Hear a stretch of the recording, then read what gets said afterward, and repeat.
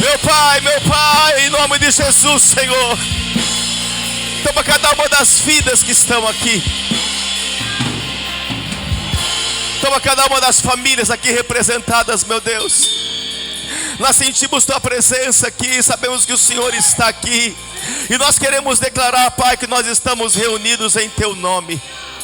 Por isso, Pai, venha com a Tua glória, com o Teu poder, Senhor. Visita cada um dos familiares que estão aqui, os casais, os jovens, homens e mulheres, Senhor, que estão aqui, os que estão participando também, por meio, Senhor, desta transmissão. Ah, meu Deus, nós queremos declarar que Tu és a pessoa mais importante aqui, Senhor. A Ti nós prestamos culto, a Ti nós reverenciamos, Pai, o nosso coração. A Ti nós inclinamos agora, Senhor, os nossos sentimentos. A Ti nós agora colocamos a nossa vontade, Senhor, para que a Tua vontade prevaleça sobre a nossa vontade. Meu Deus, ouve o clamor do coração de cada um dos Teus filhos. Aqueles, Senhor, que estão aflitos, aqueles que estão necessitados, aqueles que estão enfermos precisando de uma cura, aqueles que estão aprisionados em alguma área e precisam ser libertos. Ah, meu Pai, em nome de Jesus, Tu és Deus, Tu és Deus, Tu és Deus. O Senhor nunca rejeitou o Teu povo, o Senhor nunca abandonou o Teu povo. Tu és o Deus de Abraão, de Isaac e de Jacó. E sabemos, Pai, que o Senhor tem maravilhas para realizar aqui nesta manhã de glória, que haja salvação, que haja renovação de aliança, que haja reconciliação, meu Deus, com a Tua presença, meu Pai, em nome de Jesus. Livra-nos, ó Pai, do espírito do anticristo. Livra-nos, ó Pai, de ficarmos religiosos, contemplativos ou observadores, meu Deus. E nos inclina, Senhor, nos inclina. Nós queremos nos inclinar à Tua vontade. A Tua vontade é boa, a Tua vontade é perfeita. A Tua vontade, Senhor, é aquilo que nós precisamos exercer e cumprir. Em nome de Jesus, seja amarrado todo valente do abismo agora. Nenhum inimigo vai prevalecer e ninguém sairá daqui pior, ninguém sairá daqui enfermo, ninguém sairá daqui doente, ninguém sairá daqui desempregado, ninguém sairá daqui amaldiçoado, mas sairão abençoados, sairão fortalecidos, sairão dignificados, honrados, de portas abertas e prósperos. Nós cremos, Pai.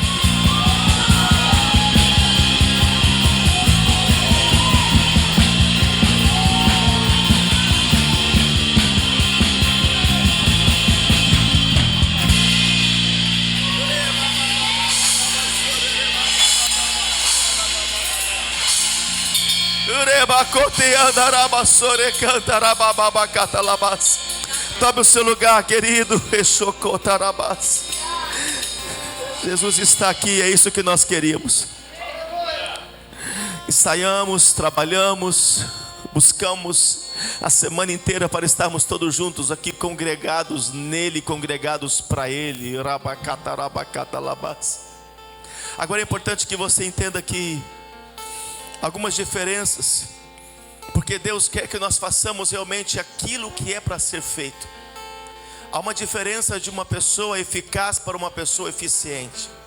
O eficiente, ele faz bem feito, mas o eficaz, ele faz aquilo que tem que ser feito. Você é eficiente ou você é eficaz? Há muitas pessoas que são eficientes, estão fazendo muito bem feito muitas coisas, mas muito mais do que ser eficiente é você ser eficaz, fazer aquilo que Deus quer que você faça. Mas apóstolo, aquilo que eu estou fazendo está dando certo, mas nem sempre o que está dando certo significa que é Deus que está acima disso, que Deus está ajudando nisso, que Deus está à frente nisso. Há muitas coisas que estão dando certo e Deus não está nelas. Há muitas coisas que estão funcionando e Deus não está nelas. E a pior coisa, queridos, é nós termos sucesso naquilo que Deus não aprova. E há muitas pessoas que estão fazendo muitas coisas, estão buscando muitas coisas, mas não estão fazendo aquilo que Deus quer que você faça. Por isso que nós precisamos estar nesses dias, nesses últimos dias em que estamos rompendo com o nosso estágio, acabando com o nosso curso aqui na escola da terra. Nós precisamos buscar realmente fazer aquilo que Deus quer que nós façamos. Nós precisamos ser muito mais do que eficientes e sermos eficazes. Diga a pessoa do seu lado, fala, você tem que ser eficaz, meu querido, em nome de Jesus. E o problema que nós vemos quando você é apenas eficiente é que tem muitas pessoas que estão seguindo você. Tudo que nós fazemos, nós estamos atraindo seguidores. E o problema de você apenas fazer o que é para fazer bem feito, mas não fazer o que Deus quer que você faça, é que as pessoas que estão te seguindo também vão fazer bem feito, mas também não vão fazer aquilo que Deus quer que faça. Tem muitas pessoas que estão te seguindo, pessoas que você nem imagina, algumas delas virtuais, mas algumas delas presenciais, estão seguindo você. E eu pego um gancho dessa palavra com relação aqui a diaconisa Brenda, como ela falou com relação aí a sua filha. Olha como que ela está gerando uma seguidora. Isso nos dá responsabilidade. Eu me emocionei quando ela aqui no meu privado, ela contou isso para mim, com relação a Madalena, uma menina de 2 anos de idade, que já juntou as suas moedinhas por um entendimento espiritual. E eu falei com a Brenda, falei, filha, isso são sinais de Deus. E Deus vai usar quem preciso for, uma mula, um cavalo, um jumento, a natureza e até uma criança de 2 anos, para chamar nossa atenção e dizer que tem alguma coisa que precisa ser consertada. Que nós não podemos apenas fazer bem feito, mas precisamos fazer aquilo que tem que realmente ser feito, porque Deus quer que nós façamos. Vocês estão entendendo o que eu estou falando? Amém? Então nem sempre o certo é o correto. Não é uma frase da Dilma. Nem sempre o certo é o correto. Muitas vezes o certo ele é aquilo que é incorreto, porque tem a ver com fidelidade. E eu quero falar hoje sobre a importância de nós termos uma identidade. Porque quando nós vamos rompendo com a nossa identidade, ou quando ela é sabotada, ou quando a nossa identidade ela é adulterada, nós começamos a nos perder nos nossos posicionamentos, nos perder em quem somos. E quando você se perde em quem você é, você começa a se perder nas suas atitudes. O inimigo ele tem vindo com veemência para tentar roubar a nossa identidade. Eu quero falar de um texto que eu gosto muito, em Lucas capítulo de número 15. Tenha paciência para nós lermos, amém? Eu vou transmitir para vocês, então ouça aí a minha voz. Lucas capítulo 15. Vocês estão aqui ainda, bem? Amém. Aleluia. Tem alguém queimando aí por Jesus? Será que tem alguém queimando por Jesus? Amém. Dá um glória a Deus aí bem alto. Aleluia. Uou! Nós entramos em Pentecostes, amém? Estamos queimando por Jesus, queimando para Jesus. Lucas 15, verso 11, e disse: um certo homem tinha 2 filhos, e o mais moço deles disse ao pai: pai, dá-me a parte dos bens que me pertencem. E ele repartiu por eles a fazenda. E poucos dias depois, o filho mais novo, ajuntando tudo, partiu para uma terra longínqua, e ali desperdiçou os seus bens, vivendo dissolutamente. E havendo ele gastado tudo, houve naquela terra uma grande fome, e começou a padecer necessidades. E foi, e chegou-se a um dos cidadãos daquela terra, o qual mandou para os seus campos a apacentar porcos, e desejava encher o seu estômago com as bolotas, traduzindo, com a lavagem que os porcos comiam, e ninguém lhe dava nada. E tornando em si, disse: quantos trabalhadores de meu pai têm abundância de pão, e eu aqui pereço de fome. Levantar-me-ei, irei ter com meu pai, e dir-lhe-ei: pai, pequei contra os céus e perante ti, já não sou digno de ser chamado teu filho, faze-me como um dos teus trabalhadores. E levantando-se, foi para o seu pai, e quando ainda estava longe, viu o seu pai, e se moveu de íntima compaixão, e correndo lançou-lhe ao pescoço e o beijou. E o filho disse: pai, pequei contra o céu e perante ti, já não sou digno de ser chamado teu filho. Mas o pai disse aos seus servos: trazei-me depressa a melhor roupa, vestilho, e ponde-lhe um anel na mão e sandálias nos pés. E trazei o bezerro cevado, matai-o e comamos e alegramo-nos, porque este meu filho estava morto e reviveu, tinha se perdido e foi achado. E começaram a alegrar-se. Diga aleluia. E o seu filho mais velho estava no campo.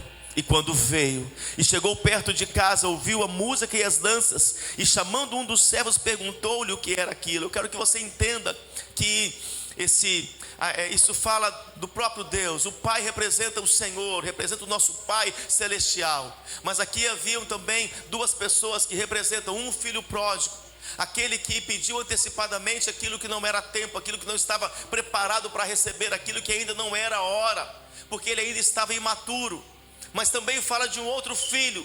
Eu creio que aqui existe um filho pródigo, mas também existe um outro filho que representa o filho religioso, que estava questionando a salvação, questionando o filho ou o irmão dele que retornou. Então vamos seguir. E ele disse: veio teu irmão e teu pai matou o bezerro cevado, porque o recebeu são e salvo. Mas ele se indignou e não queria entrar.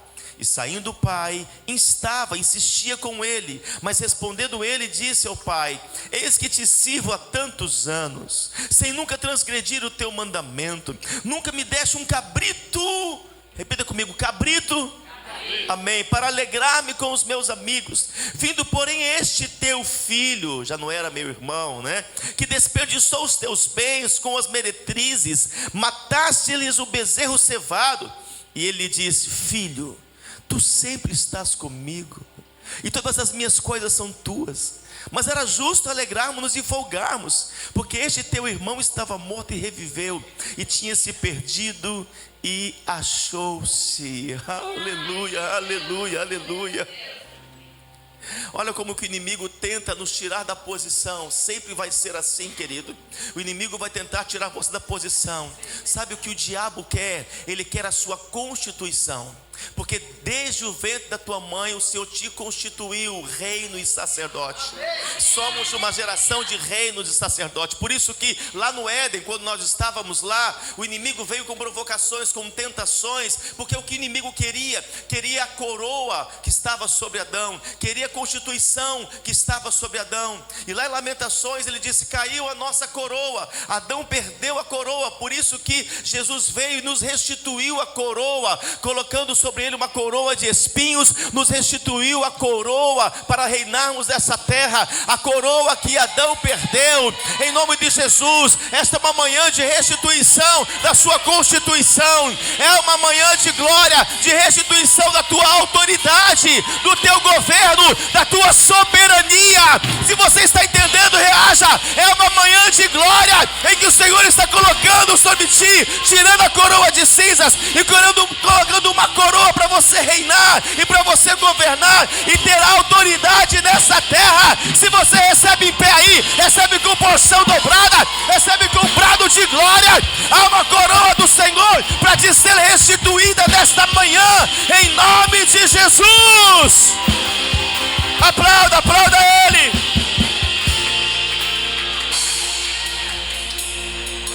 Por isso que Ele sabota a sua identidade. Porque se você conhece a sua posição, não importa a sua condição. Se você conhece qual a sua posição em Cristo Jesus, não importa a sua condição que você está hoje, sozinho, sem ajuda, sem dinheiro, sem emprego, sem ninguém, talvez enfermo, talvez debaixo de uma sentença. Se você conhece a sua condição em Cristo Jesus, ou desculpe, a sua posição em Cristo Jesus, não adianta você tentar negociar com a sua condição, porque não importa a sua condição. Então a sua identidade é uma das coisas mais importantes que você tem. Identidade tem a ver com uma palavra idem. Identidade vem de idem. Então significa que você é semelhante a alguém. Deus te fez imagem semelhante a Ele, idem a Ele. E por isso, quando Ele te gerou, Ele te deu uma identidade. Vocês estão entendendo o que eu estou falando? Identidade é o que todos veem em você. Caráter é aquilo que Deus vê. A identidade todos estão vendo, mas o caráter é aquilo que Deus vê. Então, a identidade que gera o caráter. Porque é tão importante nós fazermos o resgate da nossa identidade, porque é a identidade que vai gerar o teu caráter, é ela que gera o teu caráter. Então, se você está idem a qualquer outras pessoas, você está idêntico a outras pessoas, então o teu caráter está comprometido. O teu caráter pode estar sendo sabotado. Por isso que o alvo do inimigo é a sua identidade, para que você não seja idem a Deus, idêntico a Jesus, porque Jesus veio a essa terra e mostrou: vocês podem ser idênticos a mim. Paulo disse, vocês podem ter a minha identidade, ser idem a mim, sejam os meus seguidores, podem me seguir, porque o que eu estou fazendo é o que Cristo fez, estou imitando o que Ele fez, eu estou idêntico a Cristo. Quantos estão entendendo o que eu estou falando? E é por isso que é tão importante, queridos, o papel dos pais naturais e dos pais espirituais, porque trabalham juntos para que eles possam gerar fundamentos na vida de uma pessoa. Os pais naturais junto com os pais espirituais vão gerar fundamento e dar identidade para os filhos. Porque se você, como um pai natural, uma mãe natural, quando eu falo pai, entenda pai e mãe, se você não gera uma identidade devida aos teus filhos, amanhã você vai ter uma colheita que não será muito boa. Por isso que os teus filhos, eles vão te imitar, eles vão querer ser como você, idêntico a você. Por isso você precisa ser um modelo de paternidade, um modelo de maternidade para os seus filhos. E será que os seus filhos podem imitar você? Será que os teus filhos podem proferir as mesmas palavras que você profere? Eles podem ter as mesmas reações que você tem, o mesmo comportamento que você tem, porque você está apenas replicando. E algumas coisas começam a ser no filho, ele vai imitando, começa a ser até de forma inconsciente. Eu fui adquirindo algumas coisas, alguns trejeitos, eu falei isso aqui algum tempo atrás, os trejeitos do meu pai, do meu avô, sem perceber. Porque meu pai ficava com a mão aqui assim na cintura. E um dia eu fui na casa do meu avô também tinha mania de ficar assim. Eu me peguei assim. Falei, nossa, isso eu não quero. E você começa, o filho vai atrás, vai andando igual o pai, vai fazendo os mesmos gestos. Então, se o pai fuma, ele vai querer fumar. Se o pai xinga, ele acha-se no direito de também xingar. Se o pai briga com a mãe, ele também vai achar no direito de brigar com as pessoas. Se a mãe é irada, descontrolada, a menina também vai querer ser assim. Ela acha que pode ser assim, porque ela está sendo formada, uma identidade está sendo colocada no filho. E não adianta amanhã: Senhor, salva o meu filho, tenha misericórdia da minha filha. Não quer saber mais, a minha filha é tão irada, meu filho não me ama, mas você não ensinou amor para ele. Minha filha não diz que me ama, você não diz para ela que ama. Você quer semear algo que você não colheu. Aí agora você quer pagar um preço. Minha filha, vai para a igreja. Não vou, você tem que ir para a igreja. Mas a consciência dela você não ia. Meu filho, você tem que ter compromisso com a igreja, você tem que ir para o ensaio. O senhor não ia, o senhor ficava em casa quando ela para estar ensaiando, estava cansado, tinha que trabalhar, tinha que ganhar dinheiro. O que eu vou fazer lá? Você me ensinou isso. Eu estou idem ao Senhor, eu estou idem à senhora. Por isso ensina o teu filho no caminho. Vem, filho, pode vir. Faça tudo o que eu faço e procure ser melhor do que eu. Fale tudo o que eu falo e procure falar melhor do que eu. Não é ensina o teu filho o caminho, vai que lá é bom. Não, você precisa estar no caminho. Quantos estão me entendendo? Então, na identidade há um conjunto de características que são únicas, que nos tornam diferentes umas das outras, diferentes pessoas umas das outras. Há uma configuração dentro de cada um de nós que nos faz sermos diferentes uns dos outros. E é nessa diferença que está a sua importância. É nessa diferença que está o seu valor. Por isso é só uma digital, não tem digital igual, nem gêmeos, não tem digitais iguais. Nem na córnea dos olhos também, são diferentes. Deus te fez diferente. Na tua diferença, querido, é que está o teu valor. Na tua diferença é que está a tua importância. Por que eu estou dizendo isso? Porque você não tem que procurar ser idem às pessoas lá fora, idêntico a qualquer um lá fora. Você tem que procurar ser idem àquele que te criou, idêntico àquele que te fez, idêntico àquele que te gerou.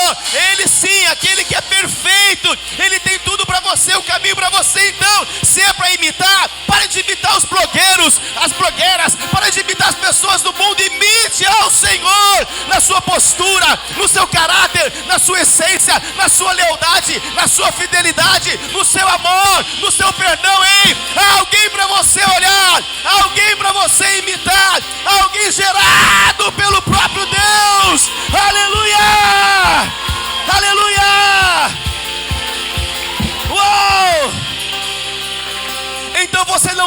que ser outra pessoa, você tem que ser você mesmo. Eu sei que eu estou falando com pessoas aqui, ouça, olha bem aqui os meus olhos com todo amor e respeito a você. Pessoas que vão sendo roubadas a sua identidade, tentando ser como o outro, tentando imitar como as pessoas lá fora, elas são infelizes, porque você está sendo quem você não foi programado para ser. E você começa a fazer comparações. Queridos, não façam comparações, as comparações te subtraem, as comparações te achatam. Você não tem que ser as outras pessoas, você é único. Você foi feito único, e Deus te ama como você é. E é lógico que vai nos melhorar muito mais ainda, mas tem que haver essa aceitação. Existem 4 colunas que uma paternidade deve sustentar os filhos. 4 colunas: identidade, proteção, destino e limites. Repita comigo: identidade, proteção, destino e limites. Então os pais têm que gerar isso, uma identidade, tem que ser idem, mas não pode apontar para outro, aponta para mim, eu sou teu pai. Você é idêntico a mim, que eu sou idêntico a fulano, que sou idêntico ao Senhor. Vocês estão entendendo isso? Proteção, destino e limites. Então a paternidade gera identidade, e a identidade te habilita para a herança. É isso que você precisa entender. A paternidade, ela te faz pai de gerações. Então, tudo que Isaac recebeu, quando você lê o texto, foi gerado por Abraão. E quem manteve a identidade, quem manteve o nome de Abraão levantado foram os filhos. São os filhos que erguem os pais. São os filhos que levantam os pais. São os filhos que promovem os pais. Mas não adianta depois que morreu. Vamos juntar a família, vamos comprar um grande jazigo. Como é que fala aqui em Portugal? Jazigo também? Jazigo, né? Vamos comprar num lugar bom, colocar flores, colocar ele foi o melhor, ele foi. Não. É agora, é em vida. Nós honramos em vida. Nós reconhecemos em vida. Nós amamos em vida. É agora que você levanta o nome do teu pai, seja pai natural, pai espiritual. Os filhos de honra, eles levantam o nome dos pais. Quem manteve a memória viva de Abraão foi Isaac, foi Jacó. Deus ensinou isso para eles, o Deus de Abraão, Isaac e Jacó. As 3 gerações, uma representação do Pai, do Filho e do Espírito Santo. Então entenda que o Senhor, ele vai liberar uma herança natural e também um legado espiritual. Uma herança, ela é natural, mas o legado, ele é espiritual. Amém? E muito mais importante do que você preparar uma herança para entregar os filhos, prepare os filhos para receber a herança. Nós estamos preparando filhos, gerando um caráter, gerando uma identidade neles, uma identidade espiritual, uma identidade profética, para que estejam prontos para receber o que tem que receber. Há muitos pais que estão preocupados em entregar os bens. É muito bom, glória a Deus, né? Receber. Quem não gosta de receber bens, terras, gado, fazendo todas essas coisas. É muito bom que você receba, mas talvez você quer entregar algo que os seus filhos não foram preparados para receber. Por isso eles se perdem, por isso eles se corrompem, por isso eles se vendem, por isso eles se tornam filhos ingratos. Então todo crescimento, querido, precisa de uma estrutura. Assim como uma criança, quando vai ser gerada no ventre, o ventre, ele é totalmente preparado para gerar aquela criança. A estrutura de um ventre, de uma mãe, é preparada. Graças a Deus que nós homens não temos isso, né? Meu Deus, dá um amém aí os homens, não quer ficar grávido, né? Aleluia, né? E as mulheres, meu Deus, que coisa passam as mulheres, aí estica, engorda e volta, né? E depois engorda de novo e volta. Minha esposa deu uma engordadinha, né, amor? Deu uma voltada, mas depois deu uma avançadinha de novo. Aleluia. Então as mulheres são assim, coitadas das mulheres, meu Deus, tem misericórdia. Mas o ventre é preparado para, a estrutura é preparada para gerar aquela criança. Nós precisamos preparar a estrutura para recebermos, para colocarmos os filhos espirituais. Quantos estão entendendo isso? Uma casa natural, uma casa espiritual são preparadas para isso. E aqui você percebe que o filho pródigo, ele perdeu a sua identidade. E eu creio que para que houvesse um ensinamento e até uma história escrita hoje, Deus promoveu fome naquela terra, por causa de um rebelde. E sabe onde começa a rebeldia? Na insatisfação. Cuidado com as insatisfações do teu coração. Há um espírito de insatisfação tomando as pessoas insatisfeitas no seu casamento, ao invés de buscar ajuda, restauração, conselho, elas querem fugir, elas querem ir embora. Não estou satisfeito mais com isso, com o que ele faz, com o que ela faz. Pessoas insatisfeitas vão saindo da igreja, elas largam seus ministérios porque estão satisfeitas com as coisas. Cuidado com a insatisfação, ela rouba a sua herança, ela aborta o seu propósito. Quantos estão entendendo isso? Então cuidado com as insatisfações. Esse filho, ele disse: eu não quero mais ficar aqui, eu não concordo com isso, eu não gosto disso, pai, meu tempo já acabou, meu tempo já deu aqui. Hoje a frase é clichê, né? Meu tempo já acabou, já passou isso, agora eu quero ir, me dá a minha herança que eu quero partir. E o pai deu a herança, porque o pai tinha gerado o filho numa estrutura que era espiritual. O pai cuidou daquele filho, mas ele, insatisfeito, imaturo, se rebelou e saiu de casa. E por isso, por causa da insatisfação no seu coração, ele começou a passar necessidade, começou a passar fome. Gastou todo o dinheiro com prostitutas, gastou todo o seu dinheiro com vícios, com drogas, com bebedices, se perdeu. Ele foi tão longe, tão longe, tão longe. Houve uma fome porque o Senhor queria levar ele muito mais fundo, porque o propósito do pai era resgatar o seu filho. O propósito de um pai sempre é resgatar o seu filho. Uma vez pai, uma vez filho, sempre filho. Diga alguém do seu lado, fala: uma vez pai, sempre pai, uma vez filho, sempre filho. E ele começa a comer, chega ao ponto de pedir aos donos dos porcos se podia comer das lavagens, resto de comida estragada, azeda, se podia comer daquelas comidas. Eu quero cessar com tua fome no almoço hoje.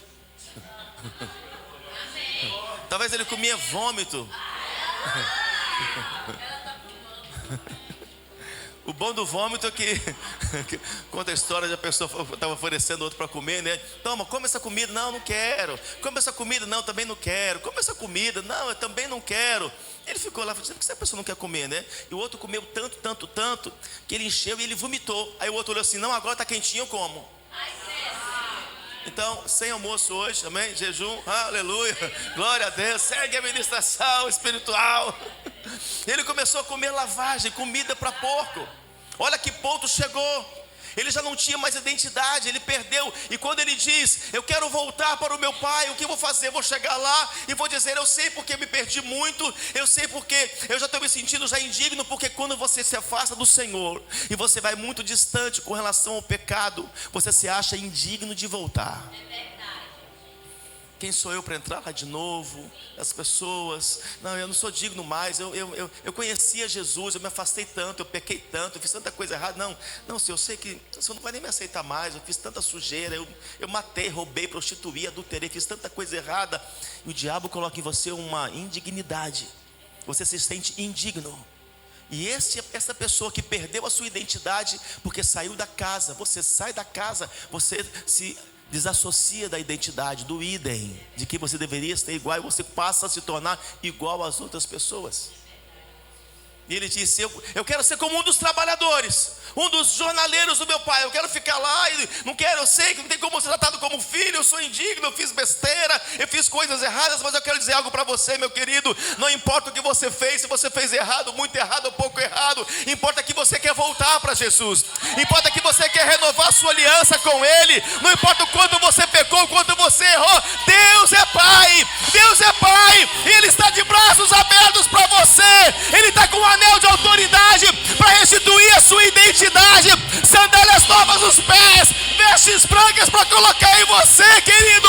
Não importa o quanto você pecou, o quanto você errou, o Pai, Ele é Pai, Ele é Pai, Ele tem graça, Ele tem misericórdia, Ele tem amor, Ele tem perdão por você. Se você recebe isso, se expressa aí, em nome de Jesus.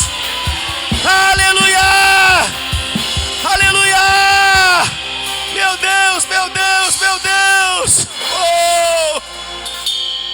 Por isso nós, como igreja, precisamos aprender a celebrar com as pessoas também nos seus erros. Nós temos um mau costume, uma péssima cultura. Nós celebramos com as pessoas que estão boas, que estão dando certo, que estão fazendo as coisas certas. Mas temos um problema de abraçar, de amar, perdoar as pessoas que fizeram muita coisa errada.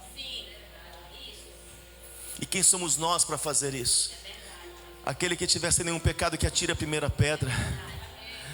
Nós celebramos com aqueles que estão indo bem, que foram 5 ministérios, foram comissionados, celebramos com eles. Mas aqueles que se perderam, que não conseguiram, que não alcançaram, aqueles que enveredaram pelo pecado, quando voltam, nós não temos o costume de celebrar. Nós não gostamos de celebrar. E muitas vezes aqui não acontece isso mesmo, graças ao nosso bom Pai. Mas lá fora começa um olhar de lado para o outro. E aí eu falo que a 100ª ovelha não volta por causa do olhar das 99 que estão ali. Poxa, eu estou aqui o tempo inteiro, estou do lado do Pai, dos líderes, 5 ministérios, trabalhando o tempo inteiro. Fulano de tal pegou, saiu, ficou 1 ano, fez um monte de coisa que queria, pecou, agora voltou, está aqui. Agora ficou 2 meses, já está no altar cantando, tocando. O irmão do filho pródigo está aqui dentro. É dentro da igreja. Nós precisamos aprender a celebrar, porque você já está na casa. Glória a Deus por isso. Que você conseguiu, você venceu. Não te faz melhor do que ninguém, mas você venceu. Você superou, você está na casa, continua adorando. Poxa, mas eu estou aqui, trabalho tanto. Estou aqui ajudando, mexo no som, mexo na bateria. Pai nunca me chamou para um churrasco. Mas fulano de tal chegou, 2 anos que nem deu as caras aqui. Pai foi lá e convidou ele para na casa dele. É o irmão do filho pródigo.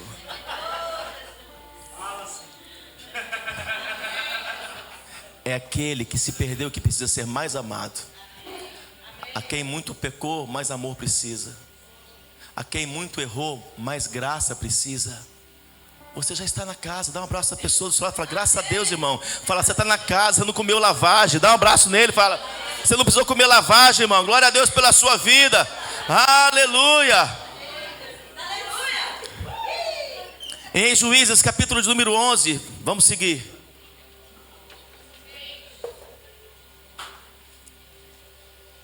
E por isso que muita rejeição tem tomado as pessoas. E eu quero falar sobre essa rejeição que houve sobre Jefté. Preste bem atenção nisso.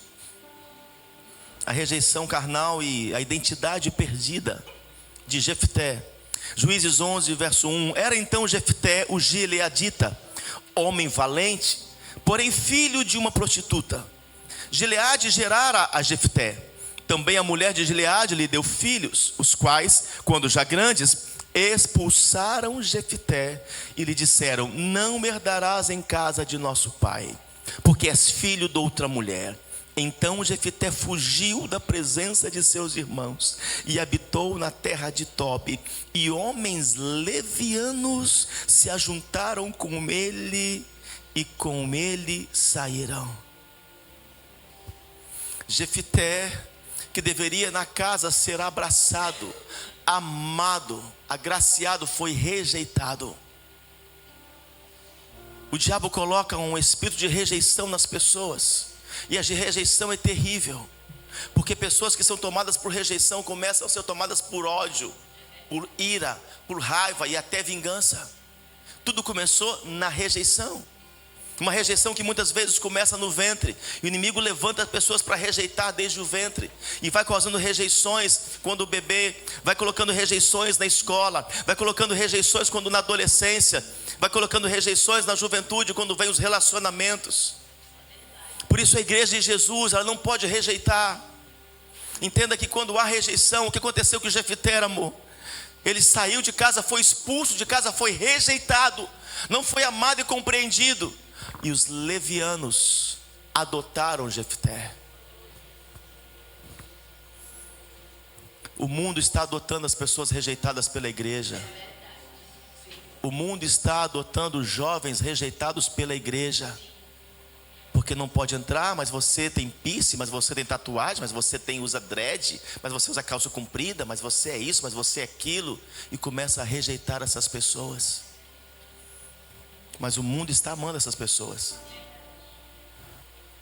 A homossexualidade está adotando essas pessoas. A promiscuidade, as drogas estão adotando essas pessoas. Então não rejeite ninguém, querido. Não rejeite ninguém, ame a todos. O Senhor não disse rejeitai uns aos outros, Ele disse amai uns aos outros. Então não rejeite, porque a rejeição provoca uma ferida terrível. Vocês não têm ideia de como nós atendemos pessoas que são rejeitadas, são tomadas por rejeição. E precisamos fazer um processo de cura interior e de crescimento emocional.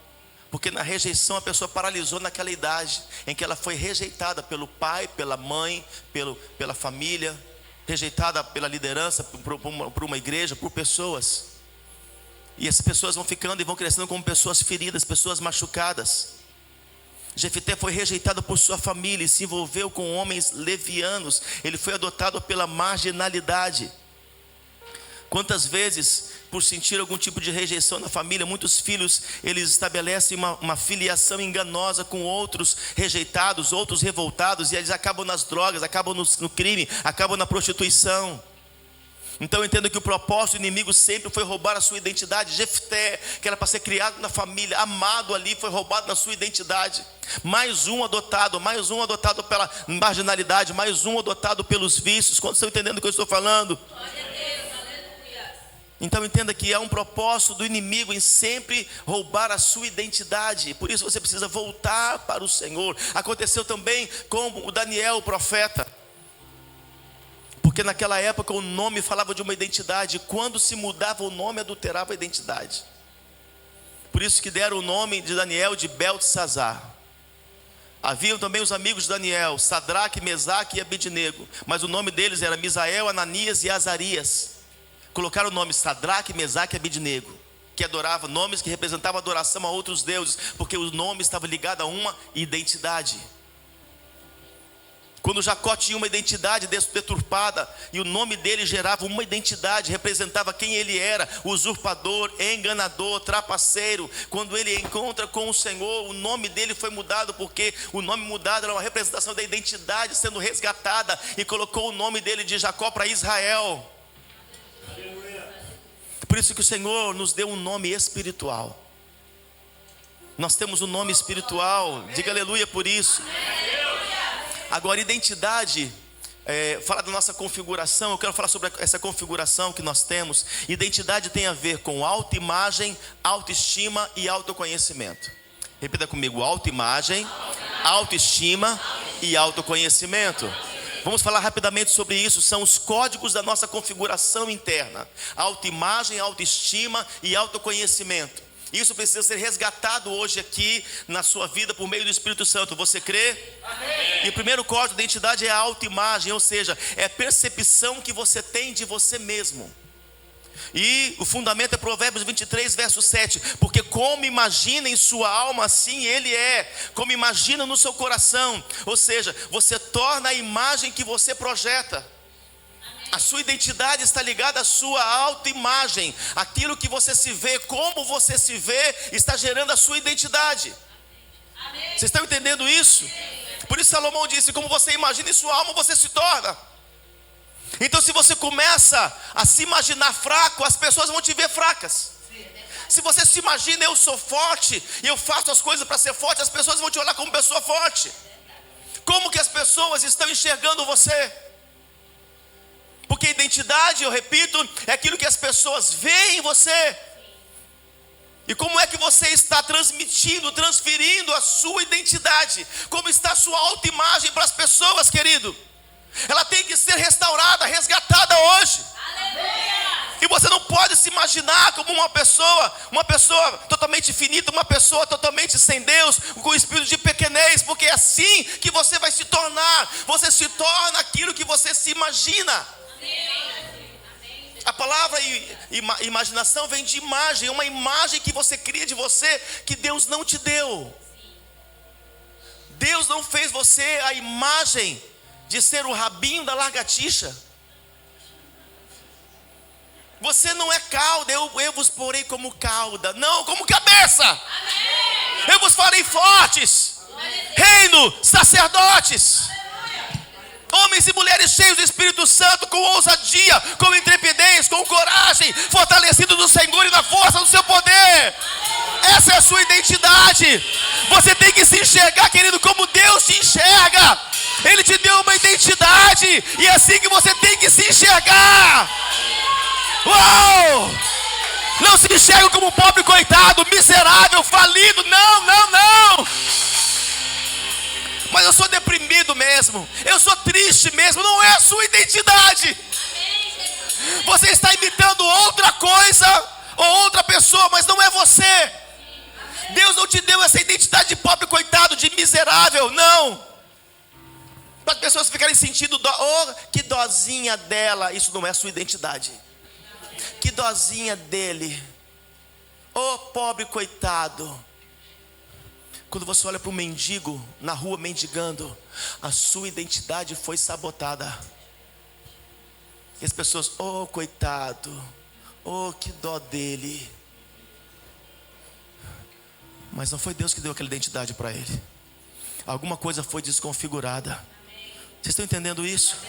Então você se torna a imagem que você projeta. A imagem que você projeta, porque você se tornará a imagem que você reproduz. Só um amém não. Você se tornará a imagem que você está reproduzindo. Como é que você quer que as pessoas te veem? Elas vão te enxergar como você transmite, como você reproduz para elas. Mas apóstolo, eu estou passando por isso. Não tem a ver com passar. É verdade. Porque os apóstolos passaram, não tiveram identidade sabotada. Jesus passou, não teve sua identidade roubada. Daniel passou, não teve sua identidade sabotada. Profetas, patriarcas passaram, não tiveram sua identidade roubada. Esther lutou para que a sua identidade não fosse roubada, não fosse roubada a identidade do seu povo. Lutou e trabalhou para isso. Sendo atacados, perseguidos, acusados. Paulo lutou para que a sua identidade não fosse sabotada. Em meio às perseguições, aos naufrágios. Oh Senhor, tem dó de mim. Por que eu tenho que passar por isso, Senhor? Entenda algo, meu querido. Eu quero te transferir algo que o Senhor me ensinou. Há algumas pessoas que vão passar mais aflições do que outras. Mas as pessoas que o Senhor permitiu passar por mais aflições do que outras, Ele também deu estrutura. Porque está escrito que o Senhor não permite tentação que a pessoa não pode suportar. Aleluia, Jesus. Glória a Deus. Então segue, vida que segue. Não faça comparações. Mas o fulano, mas para ele é fácil. Mas não, é você, é a tua cruz, querido, é a tua cruz.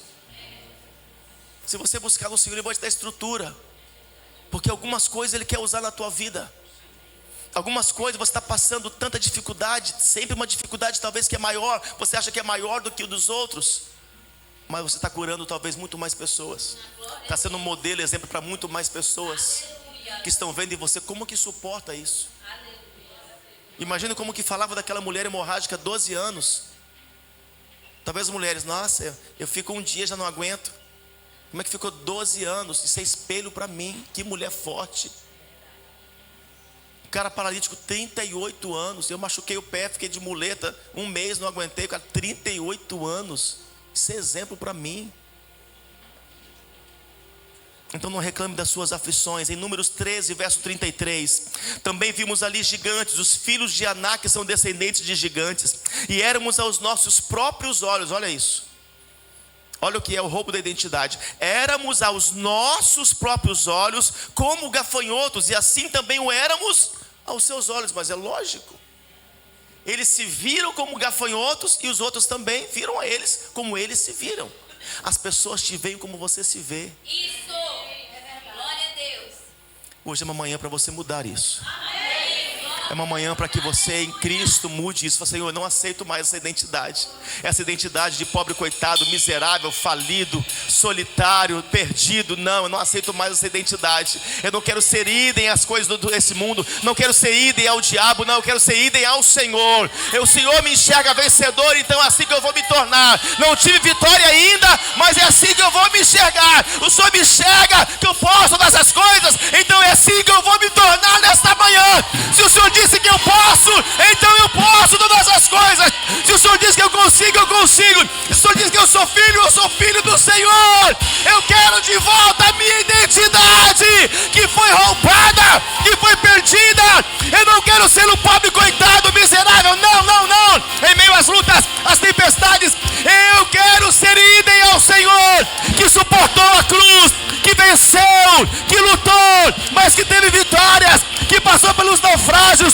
pelos açoites, pelas perseguições, pelas acusações, mas se manteve intacto com a sua identidade. Se você crê, se expressa aí.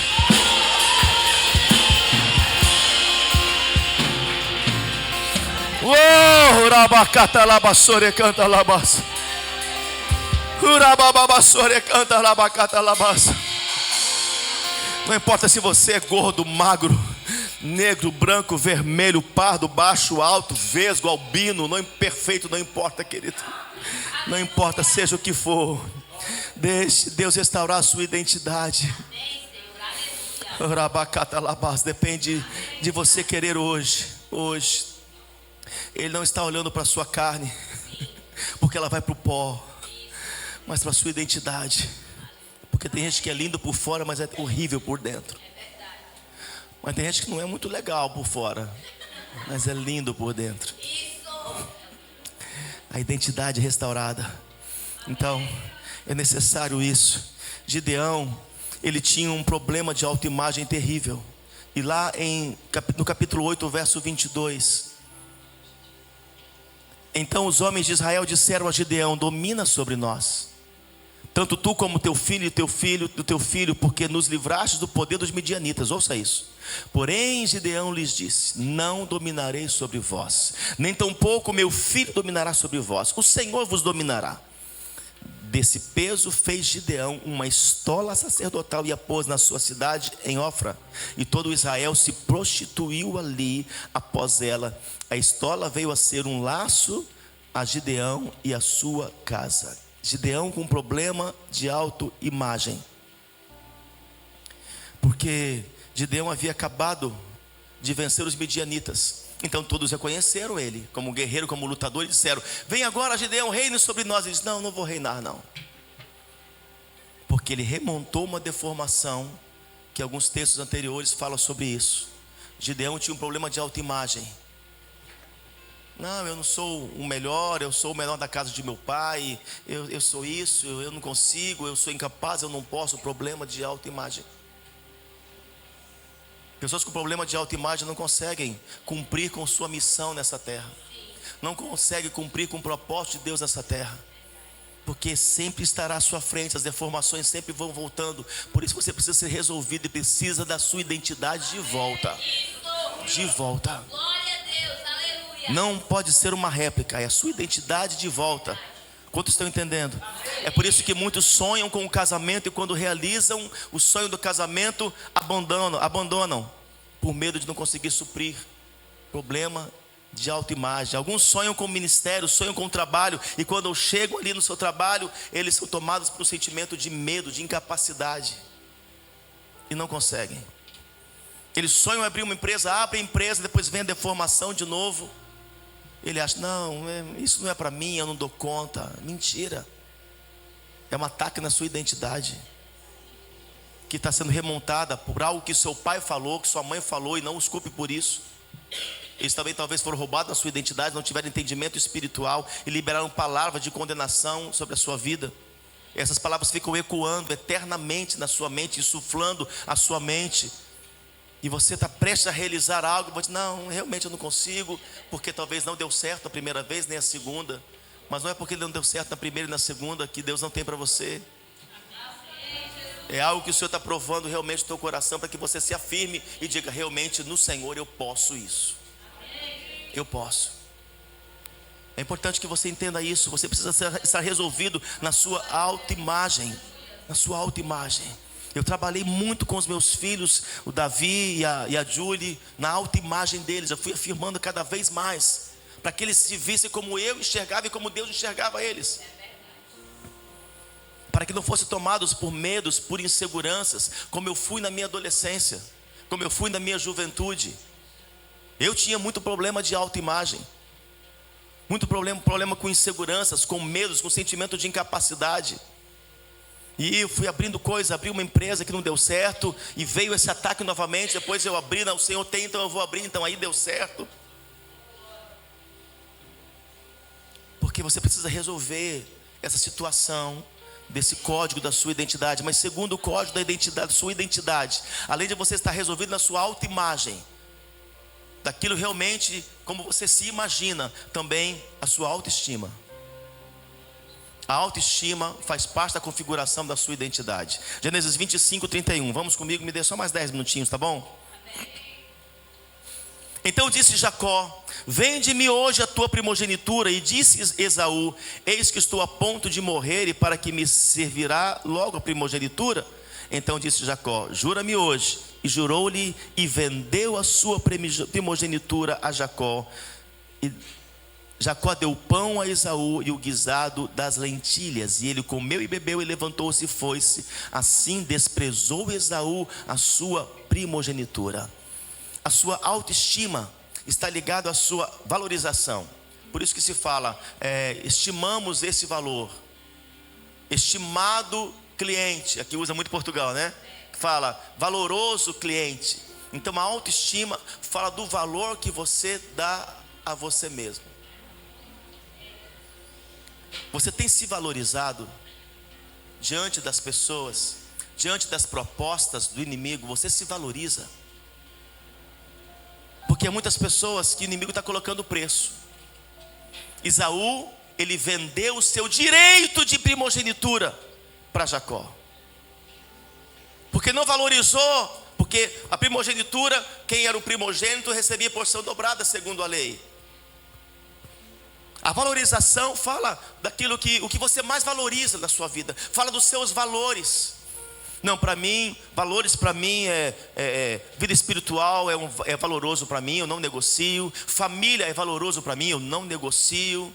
Lealdade é valoroso para mim, não negocio. Fidelidade, aliança é valoroso para mim, eu não negocio. Mas o que é que você negocia? Se você é infiel, por exemplo, na tua vida financeira com Deus, então é porque você não coloca valor nisso, você não valoriza. Se você é infiel na tua família, então é porque não tem valor para você. Porque aquilo que você valoriza, você não negocia. Eu vou repetir, aquilo que você valoriza, você não negocia. Então qual o grau de valor que você dá a você mesmo? Você tem se valorizado? Porque o filho pródigo se vendeu pelas propostas do mundo. Você acha que aquele filho pródigo, do nada ele acordou, vou pedir minha herança e vou para o mundo? Não. Já tinha os coleguinhas, os amiguinhos, os vizinhos, os colegas da escola, convidando, chamando, vamos lá, vem aqui, vão com a gente, vem para cá. Para que ficar na casa? Não sai da casa do teu pai, só trabalhando, vamos lá. E foram chamando, foi chamando. As propostas foram acontecendo, até que um dia ele se vendeu. Pelo que você se vende? Você tem preço ou você tem valor? Eu venho aqui da parte de Deus para dizer que você, pelo Senhor, não tem mais preço, você tem valor. Porque um dia Jesus, reconhecendo o teu valor, já pagou o preço. Não tem ninguém mais que pode pagar um preço maior que Jesus te pagou. Ele pagou um preço de morte, ele pagou um preço de sangue, ele pagou um preço de cruz. Ninguém mais vai morrer como ele morreu. Ninguém mais vai te valorizar como ele te valorizou. Ninguém mais vai se entregar por você como ele se entregou. Então, meu querido, tira o preço da sua vida. Não se vende, coloque um valor aí. Você tem valor, você não tem preço. Valorize, se valorize o que Deus fez, quem você é. Não se venda. Aleluia!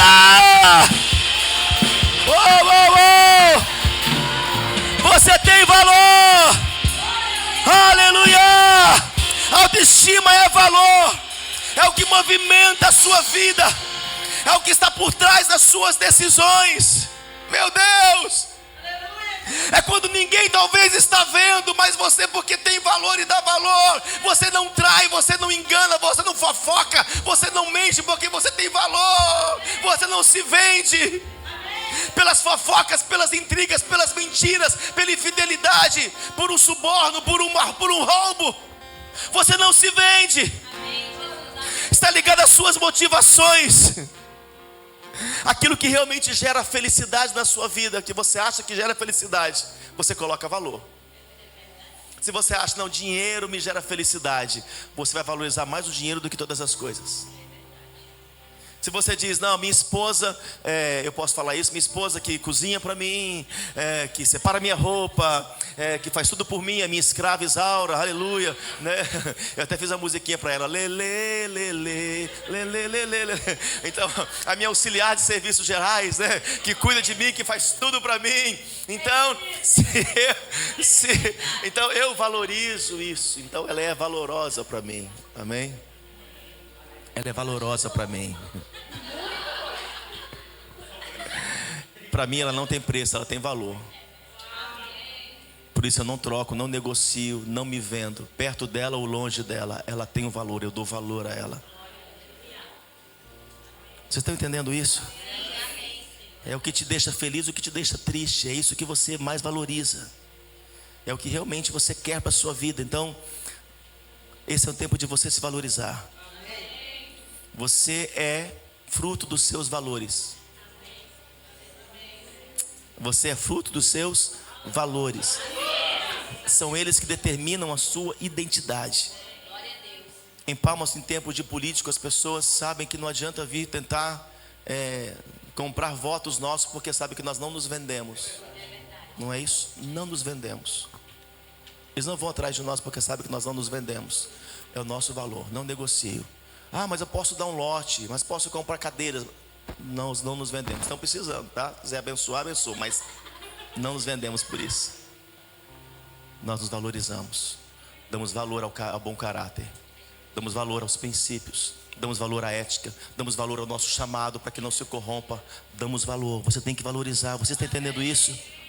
Se você é fiel aos seus valores, guarde isso, é uma chave.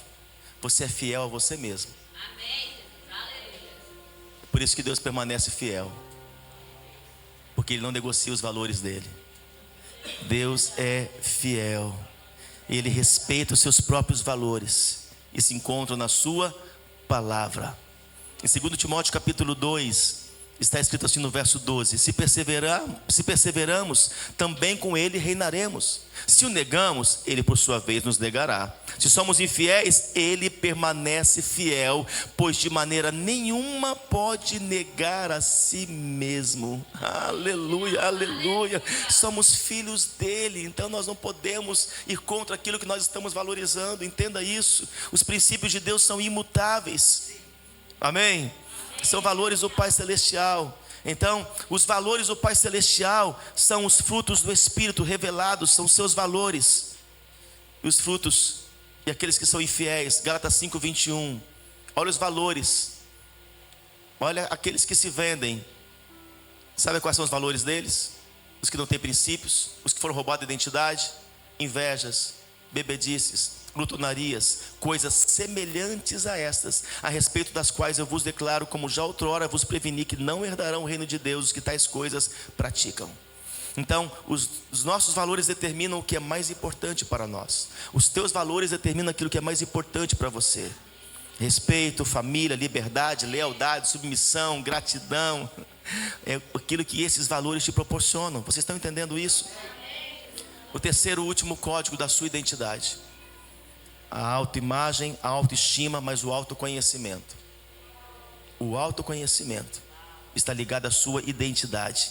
Por isso que lá em Neemias está escrito, ele disse: eu me inspecionei. Ou seja, é a capacidade de você conhecer e reconhecer os seus talentos. Amém? O inimigo, ele te sabota tanto que você passa a não olhar mais para as suas qualidades, as coisas boas que você tem, os talentos que você tem. O mundo hoje é tão criticista que as pessoas estão tomadas por esse espírito e elas não se valorizam mais.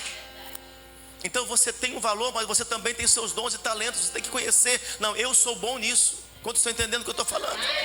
Diga, eu sou bom nisso. Deus me deu isso. Eu sou bom para fazer isso. Autoconhecimento, querido. Mas apóstolo, isso não está ligado eu falar que eu sou bom nisso, que eu sou capaz nisso. E onde fica a humildade? Não, humildade não é você pensar menos de você, é pensar menos em você. Pense menos em você, mas pense mais de você. Eu posso todas as coisas, aquele que me fortalece. Que é isso? Isso é soberba? Não, é porque eu me conheço. Paulo disse: eu passei por isso, eu passei por açoites, eu tive fome, eu tive tantas coisas, mas eu posso todas as coisas naquele que me fortalece.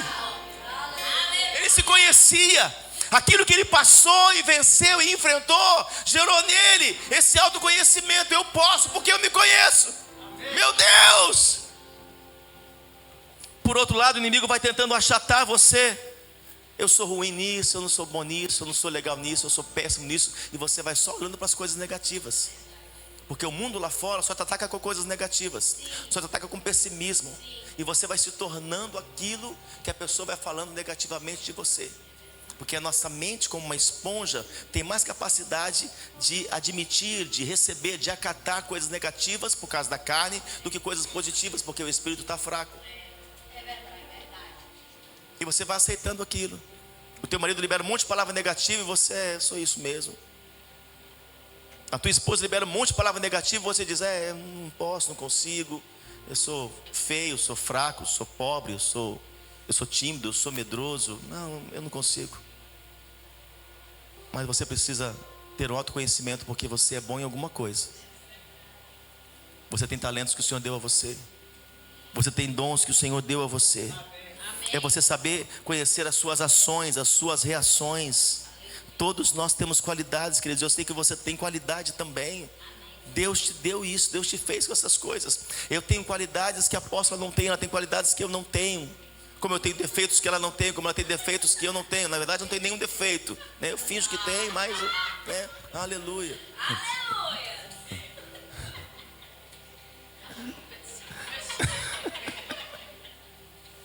E nós nos completamos. Porque casamento é isso, não é um completar o outro, é um complementar o outro. Porque Deus não fez ninguém incompleto. Mas no casamento você se torna pleno. Então é importante você liberar palavras segundo aquilo que você reconhece para as pessoas. E eu falo daquilo que eu reconheço que a apóstola é boa. E eu afirmo aquilo que ela é boa, aquilo que ela sabe fazer, aquilo que ela tem talento para fazer. E todos vocês têm. Todos nós temos algo que Deus nos escolheu, nos chamou para fazer. Autoimagem, autoestima e autoconhecimento. É saber naquilo que você precisa melhorar, naquilo que você tem que aperfeiçoar. Essas reações eu não posso porque não faz parte da identidade de Cristo. Essas atitudes não posso porque não faz parte, eu não posso mais agir assim. Quando você tem autoconhecimento, você sabe fugir da aparência do mal. José tinha tanto autoconhecimento, ele sabia sobre si, que ele disse: não, eu vi fulano de tal que aconteceu, por exemplo, com Davi, e ele caiu em tentação. Não, eu me conheço, eu vou fugir da aparência do mal, porque eu me conheço. Se eu ficar aqui em conversa com essa mulher de Potifar, eu sei que não vai dar bom, não vai ser legal. Eu vou fugir da aparência do mal. E fugiu, correu, porque ele se conhecia. Talvez se ele não se conhecesse, ele: eu dou conta, estou aqui, Deus é comigo, aleluia, venci o fundo do poço, fui liberto, eu dou conta. Não, ele disse: eu sei que eu não dou conta. Estou numa idade perigosa, sou bonito, ela é bonita, vou cair fora, porque eu me conheço. Quando você tem autoconhecimento e você se analisa, o que eu sou bom, o que eu ainda estou ruim, o que eu preciso melhorar e o que eu preciso aperfeiçoar. Então você sabe com quem você pode conversar, o que você pode falar, onde você pode entrar e onde você não deve entrar, porque você se conhece. A inspeção é importante. Vocês entendem isso? Amém? Amém? Vamos ficar em pé, eu quero orar por você nesta hora. Relabassore canta, labassore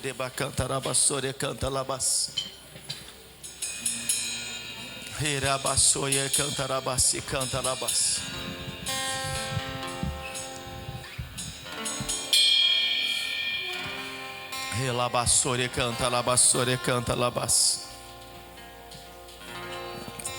Riandarabasi cocororobossore rebababa canta, rabassore canta, labas.